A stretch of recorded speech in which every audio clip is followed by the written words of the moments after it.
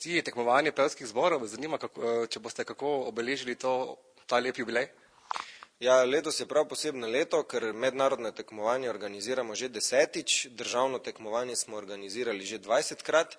Letos je pa jubilejno 10. mednarodno zborovsko tekmovanje prvič pod okriljem Evropske zveze za Evropski Grand Prix, kar pomeni, da smo se znašli v družbi 6 evropskih tekmovanj, ki dajejo finaliste za veliko nagrado Evrope, se pravi 6 zborov se potem pomeri v finalu in zmagovalec tega finala dobi naziv Zbor Evrope. In letošnji zmagovalec bo tisti, ki bo naslednje leto v Tolosi v Španiji udeleženec velikega finala. Kateri zbor, iz katerih držav letos nastopajo v Mariboru? Torej, predstavlja 12 pevskih zborov in sicer en ženski, en moški in 10 mešanih. Prihajajo pa 2 iz Slovenije, 2 iz Madžarske, iz Finske, Latvije, Indonezije, Italije, Baskije,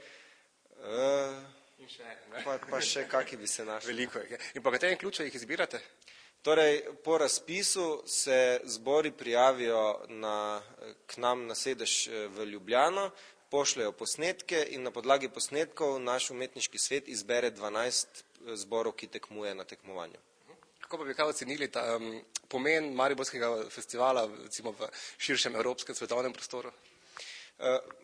Mariborsko tekmovanje je znano kot zelo zahtevno tekmovanje, ker morajo zbori pripraviti zares dosti količinsko, dosti programa in seveda tehtnega programa, kakovostno izvedenega programa, tako da tisti slabši zbori tu že takoj odpadejo, kar pomeni, da dobivamo v Maribor res vrhunske pevske zbore. Smo pa znani predvsem po zelo dobri akustični dvorani, po dobri organizaciji in predvsem po tem, da se naši zmagovalci potem tudi na drugih tekmovanjih zelo dobro uvrščajo. Letošnje tekmovanje poteka tudi pod, ne bom rekel okriljem, ampak s pomočjo tudi enega zelo znanega sponzorja, mislim, da celo predsednik Türk. Kako to da on? Vedno za mednarodno zborovsko tekmovanje gre prva prošnja predsedniku države, tokrat je to gospod dr. Türk.